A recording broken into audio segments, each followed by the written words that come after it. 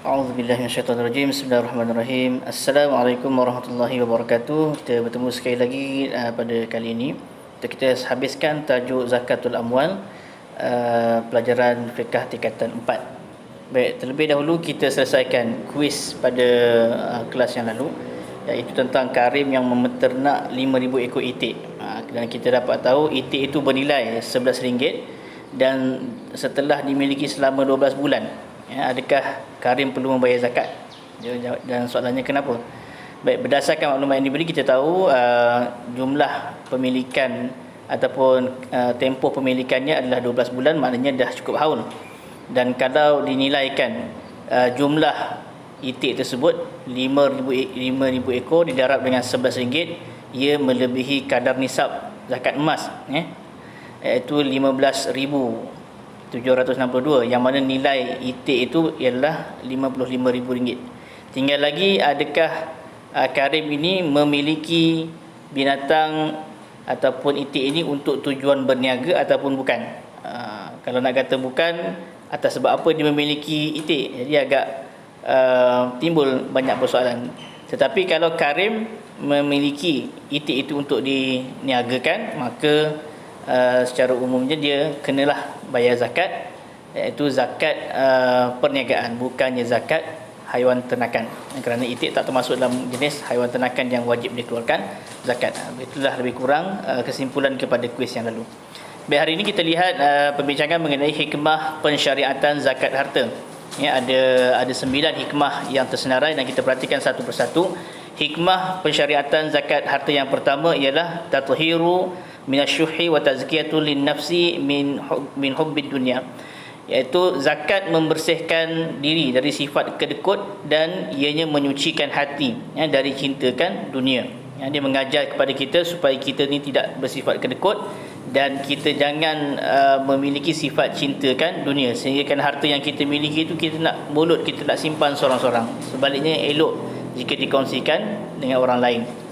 Baik, hikmah yang kedua ialah tadribu 'alal infaqi wal ihsani bil ghairi, melatih diri untuk memberi dan bersifat ihsan, belas kasihan terhadap orang lain, sebagai salah satu bentuk latihan kepada diri orang yang membayar zakat. Yang ketiga, asyukru 'ala ni'amillah, bersyukur atas nikmat Allah Taala. Zakat adalah perintah daripada Allah Ta'ala dan ia adalah suatu ibadah. Jadi antara tanda hambanya bersyukur, hamba Allah itu bersyukur, ialah apabila hambanya melakukan ibadah. Dan zakat ni adalah salah satu bentuk tanda bersyukur kepada nikmat yang Allah berikan. Yang keempat, tathiru lil amwal wa tanmiyatuha, ia membersihkan harta dan menyuburkannya. Dengan berzakat, harta itu akan bertambah, berkembang sebenarnya, seperti mana yang difirmankan oleh Allah Ta'ala dalam surah Al-Baqarah ayat 261. A'udzubillahi minasyaitonirrajim. Mathalul ladzina yunfiquna amwalahum fi sabilillahi kamathali habbatin anbatat sab'a sanabila fi kulli sunbulatin mi'atu habbah wallahu yudha'ifu liman yasha' wallahu wasi'un 'alim. Sadaqallahul azim, yang bermaksud perumpamaan orang yang menginfakkan harta, yang membelanjakan harta di jalan Allah. Zakat adalah salah satu bentuk menginfakkan harta di jalan Allah. Kamathali habbah, seperti sebiji benih, satu biji benih, anbatat sab'a sanabil, yang menerbitkan, yang menumbuhkan 7 tangkai, fi kulli sumbulatin mi'atu habbah, dan dalam setiap tangkai itu ada 700, ada 100 biji benih. Wallahu yudha'ifu liman yasha', dan Allah akan menggandakan apa saja kepada siapa yang Allah kehendaki. Wallahu wasi'un 'alim, dan Allah itu maha luas pemberiannya. Jadi satu biji benih menghasilkan 700 biji benih yang baru. Jadi itu adalah satu perbandingan menunjukkan kepada pengembangan harta, dan ini adalah janji daripada Allah dan mustahil Allah memungkiri janji. Baik, seterusnya hikmah yang kelima, majlabatun lil mahabbah tanmiyatun lil ukhuwah. Baik, mendatangkan kasih sayang dan menyuburkan hubungan persaudaraan. Dengan berkongsi harta, orang akan menyayangi kita. Baik, seterusnya tanmiyatu iktisad al-mujtama', mengembangkan ekonomi masyarakat. Apabila orang kaya memberikan hartanya kepada orang yang miskin, maka orang miskin itu dapat berbelanja, dan macam-macam perkara baik yang akan berlaku. Antaranya ialah berlakunya aktiviti ekonomi dalam masyarakat dengan cara yang baik. Baik, hikmah yang ketujuh ialah dhaman ijtimaiyun, jaminan sosial, yang mana dengan berzakat keadaan masyarakat itu akan menjadi bertambah baik. Sama kaitan dengan yang sebelum ini tadi, apabila harta itu dikongsikan antara orang kaya dan miskin, jadi orang miskin tidak insya-Allah tidak akan mengambil kesempatan, contohnya dengan mencuri atau merompak dan sebagainya. Bahkan mereka akan dapat satu bentuk bantuan, jaminan untuk menyara keluarganya. Begitulah fungsi zakat ni, dan alhamdulillah di negara kita, di negeri kita pun zakat adalah memainkan banyak peranan dalam memperbaiki keadaan sosial masyarakat kita. Baik, hikmah yang ke-8, saddu hajati ad-du'afa wal muhtajin, zakat itu memenuhi keperluan golongan yang lemah dan golongan yang memerlukan. Ini orang-orang yang miskin perlukan bantuan harta. Jadi zakat antara cara membantu mereka. Baik, yang ke-9, taqribu at-tafawut baina afradil mujtama', merapatkan jurang antara anggota masyarakat. Yakni tiang kaya tidak terlalu kaya sehingga melampaui batas ataupun sehingga menyekat hartanya daripada dimiliki oleh orang lain dengan cara yang dibenarkan. Yang miskin pula tidak terlalu miskin sehingga terpaksa mencuri dan sebagainya. Jadi zakat ada peranan yang sangat penting dalam masyarakat sebenarnya. Baik, seterusnya kita rujuk kepada masalah-masalah yang berkaitan dengan zakat harta. Ada beberapa isu dan sebagainya mungkin kita telah sentuh.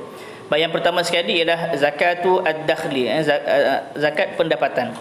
Baik, hiya zakatul kasbi minal amali wal mihani aw ar-ratibu alladhi akhadha asy-syakhsu kulla syahrin muqabil amali.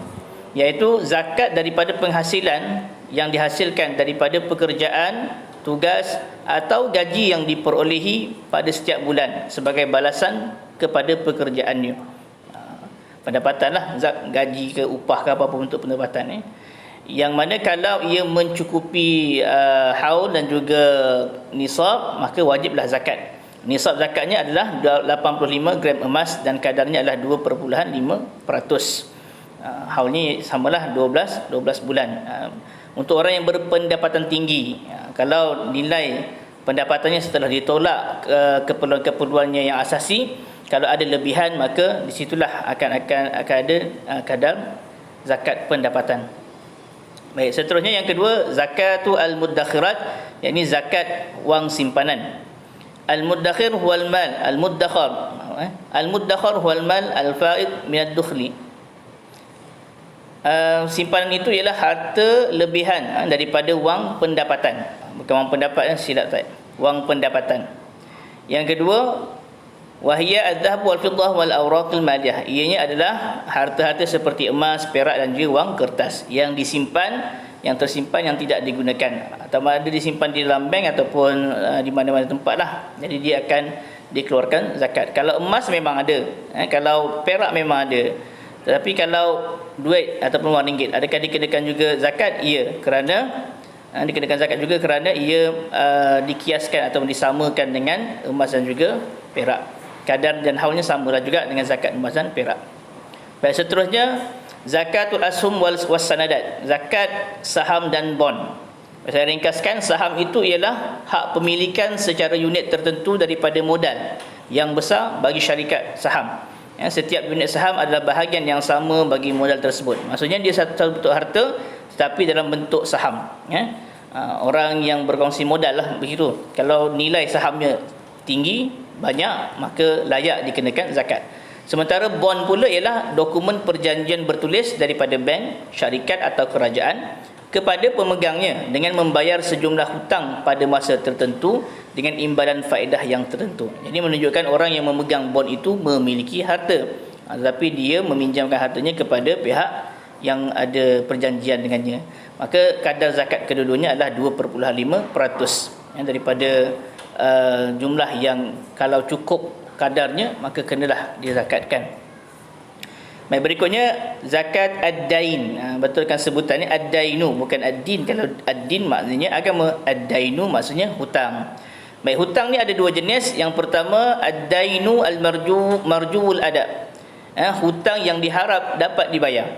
Fayajibu alaihi zakah fi kulli haulin. Maka wajib ke atasnya membayar zakat setiap tahun. Kita bagi hutang pada orang, dan orang tu bayar pada kita. Jadi dia memang bayar. Dia memang bayar. Jadi ada harapan dah hutang tu dapat dibayar. Jenis hutang yang kedua, hutang yang tak ada harapan untuk dibayar. Bagi pinjam kat kawan, bagi pinjam kat kat keluarga, mereka tak bayar-bayar. Lama sangat tunggu tak bayar-bayar, dah mungkin tak ada harapan nak dibayar. Jadi ini jenis yang kedua. Jadi ini tidak wajib tidak wajib dikenakan ke atasnya zakat. Baik, situasi A memberi hutang, A beri hutang kepada B, B membayarnya secara ansuran. Siapa yang kena bayar zakat? Soalannya. Ini kuis akhirnya. A ke B yang kena bayar zakat? Baik, seterusnya zakatul hulli, zakat harta perhiasan. Telah dimaklumkan dalam bab zakat emas dan perak sebelum ini tentang harta yang dijadikan sebagai perhiasan. Pada peringkat awal kita katakan emas yang digunakan sebagai perhiasan tidak dikenakan zakat. Tetapi ada syarat, iaitu kalaulah perhiasan itu perhiasan yang dipakai sepanjang hari, sepanjang tahun, sepanjang masa, maka itu tidak dikenakan zakat. Sebaliknya kalaulah perhiasan yang tersimpan, yang tidak digunakan ataupun melebihi had umum. Zakatul hulli itulah al-hulli al-mubah al-isti'maluhu la yajibu fihi zakah. Dikatakan harta perhiasan yang harus, yang digunakan tidak wajib dikeluarkan zakat. Ma lam yablagh haddul israf, selagi tidak sampai ke had boros. Fi urfin nas, pada mengikut uruf ataupun keadaan masyarakat. Amal hulli al-muharram isti'maluhu fayajibu fihi zakah. Adapun harta perhiasan yang haram digunakan ataupun yang tidak digunakan yang disimpan dan sebagainya, maka fayajibu alaihi zakah, fayajibu fihi zakah, wajib ia dikeluarkan zakat. Seperti mana nilaian zakat emas ataupun zakat perak. Baik, dengan berzakat maka ia mendatangkan beberapa faedah, dan kita boleh ambil pengajaran daripada bantuan zakat yang diberikan kepada orang-orang yang miskin. Dengan kita berzakat, ia membantu kita memahami situasi di mana masyarakat kadang-kadang ada yang ditimpa kesusahan. Mungkin dia kaya, tiba-tiba dia ditimpa bencana alam. Maka orang yang ditimpa bencana alam ni kira orang yang susah dan dia memerlukan. Maka zakat ada salah satu contoh membantu orang-orang yang susah. Jadi kalau diambil pengajaran daripada bab zakat, kita digalakkan supaya musa'adatu al-dhahaya fi al-masaib at-tabi'iyah, membantu bangsa-bangsa dalam bencana alam. Dan yang kedua, taqdimu minhah dirasiyah lil abna'i li aitami walid tullab. Kita juga digalakkan untuk memberi bantuan pengajian untuk anak-anak yatim dan para pelajar yang melanjutkan pelajaran ataupun yang perlu kepada bantuan kewangan. Baik, sedekah adalah salah satu cara untuk mendapatkan keampunan daripada Allah Subhanahu wa taala, seperti mana yang dinyatakan dalam sepotong hadis Nabi sallallahu alaihi wasallam tentang sedekah. An Abi Hurairah radhiyallahu anhu an Rasulullah sallallahu alaihi wasallam qala ma naqasat sadaqatun min malin wa ma zadallahu 'abdan bi'afwin illa 'izzan wa ma tawadha'a ahadun lillahi illa rafa'ahu Allah. Atau kama qala Nabi sallallahu alaihi wasallam, daripada Abu Hurairah radhiyallahu anhu dari Rasulullah sallallahu alaihi wasallam, baginda telah bersabda yang bermaksud, tidaklah sedekah itu mengurangi harta dan tidaklah Allah menambah bagi seseorang hamba itu dengan pemberian maafnya kepada saudaranya, kecuali hamba tadi mendapat kemuliaan di dunia dan akhirat. Serta tidaklah seseorang itu merendahkan diri kerana Allah, kecuali Allah akan meninggikan darjatnya di dunia dan juga akhirat. Jadi dalam hadis ini menunjukkan bahawa harta yang diberikan kepada orang dalam bentuk sedekah ataupun zakat itu tidak mengurangkan harta tersebut, bahkan harta itu akan bertambah. Jadi sekadar itu sahaja untuk perbincangan kita pada minggu ini, dan kita dah selesai tajuk zakatul amwal, zakat harta. Jangan lupa tadi ada satu soalan berkaitan dengan wang yang dipinjam oleh seseorang, siapakah yang wajib membayarnya? Orang yang memberi hutang ke ataupun orang yang berhutang? Macam mana tu? Orang yang memberi hutang ataupun orang yang meminjam? Jadi tentukan siapakah yang wajib membayar zakat tersebut. Wallahu a'lam. Assalamualaikum warahmatullahi wabarakatuh.